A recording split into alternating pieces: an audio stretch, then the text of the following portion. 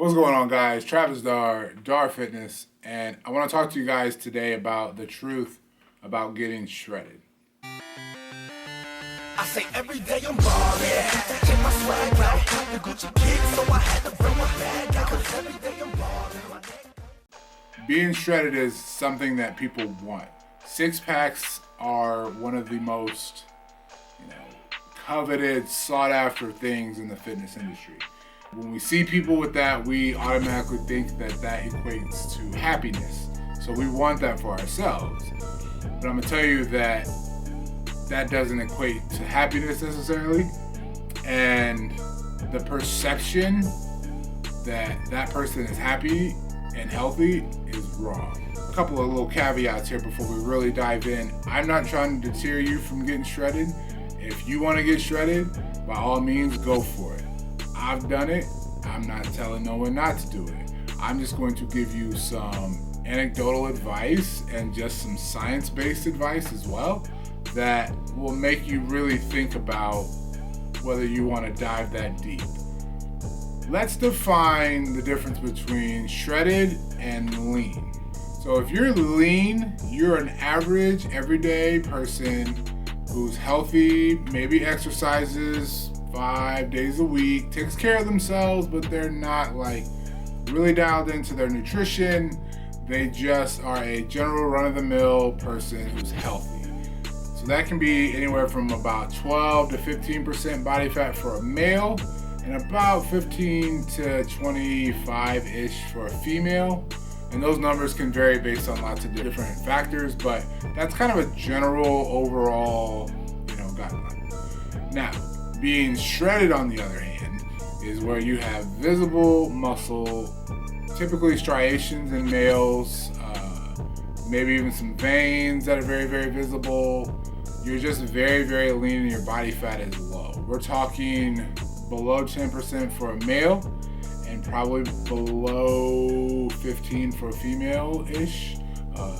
Females have obviously necessary adipose tissue or body fat that their body will not let go of, mainly from a survival mechanism, and that's another topic for another day. In order to get shredded, you're gonna have to pay a price.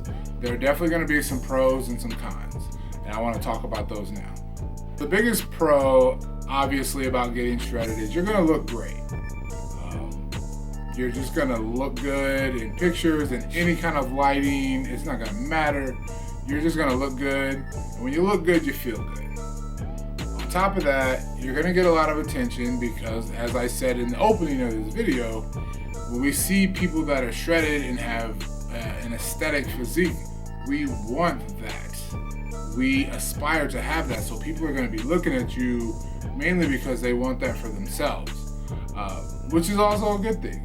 You're gonna get a lot of attention. People are gonna be checking you out. It's what it is. Now I'm gonna talk to you about the cons. So probably the biggest con is you're gonna be hungry. And I don't mean just a little bit hungry. You're probably gonna be on the border of starving to get that lean. It's a struggle and it's work, man. Now, with the hunger, the next con, it's kind of tied in. I put them together. You're gonna be thinking about food a lot, and probably more than you ever have in your entire life. I can remember, and I'm gonna tell a story about my own personal experience. Food just smells so dang good all of a sudden. And I know a big part of the psychological component is we want what we can't have. So when we smell food that we know that we can't eat, automatically our minds just really, crave those foods. But I can remember one time in particular, I was in the city and we were driving by a Golden Corral on a Friday night, and they must have been doing the steaks or whatever they do. And I literally, this Golden Corral, it smelled so good, I just wanted to kick the door in and eat everything in sight. But I stayed disciplined, ate my tilapia, my chicken, and stayed on point. But foods will just really call your name. That's a pretty big con. You're gonna be weak. Strength performance will go down. It's just a natural order of things. When you're putting less fuel into your body and expecting it to run at the same capacity as if it was fully fueled and gassed up, it just doesn't work that way. Your body's really going to take a hit. Your lifts are going to take a hit.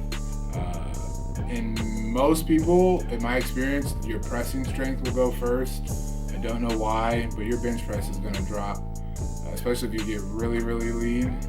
You're gonna see a significant drop. I think my bench press probably dropped a good 50, 60 pounds during this particular cut, but you know, it was a means to an end. I had a goal in mind, and that was something I had to sacrifice in order to get to that point. Another con, fatigue. You are going to be tired. You're putting less fuel into your body. You're doing more activity. You're putting your body in a highly, highly, highly stressful state, which is another con that I'm gonna put, but it kind of ties in. It's gonna really affect your sleep because your body's gonna be in a constantly stressed state. So cortisol is gonna be up. You're not gonna be able to sleep the greatest. You'll sleep, but you know it's gonna be kind of broken. Plus, you're gonna be drinking a lot of water, so you're likely gonna be getting up several times throughout the night to go to the bathroom. That's gonna, you know, inhibit your sleep. So that's another thing. When your sleep is inhibited, another con is being tired. And I know that being fatigued and being tired are kind of the same thing, but they're kind of different. And what I mean by that is like normal everyday tasks are gonna really wear you out, and you're gonna be tired from doing those same tasks that you would do every other day of your life. I want to tell my quick little dieting story where I really experienced this, and I want to give that experience to you, and I'm going to try to be quick. So at the end of 2011, I decided it was time to really get shredded. I dove deep, and I mean deep. I threw all caution to the wind, and I started really hitting it hard. This was also a time when I did a zero carb experiment, so I ate absolutely no carbs for an entire year and a half. And that'll be the subject of a subsequent video, but I went zero carbs. I was weighing, tracking, measuring every single thing I put into my body. I'll see if I can kind of spread all the pictures from that cut, because I took pictures every single week, or every single month, excuse me. And it was going really well, but there was a couple of things that I did wrong, and that's why I'm telling you this story now. So probably around February or March, and I'll put the picture from that month around here somewhere. This is the progress picture I took that month. It looked good. I was about 220 at the time, 223, 225, somewhere in there. I looked good. I was healthy. I was pretty lean, but I knew I wanted to dive deeper. So you're about to see as the months go on, I took it too far. So realistically, if we're talking from a health standpoint, this would have been a good stopping point. I looked pretty good. I was lean. I had visible abs, body fat probably between, I'd say, 11 and 13%. Looked really good. Felt really good. Wasn't really feeling the effects of the diet yet, but as the months go on, and you're gonna see these pictures, as I kept going, things got worse. So, and from a standpoint of a guy who was once almost 400 pounds, this was also the point where I saw my abs really well for like the first time in my life. So I didn't care if I had to starve myself, if I had to eat, 800 calories a day. I didn't care anymore.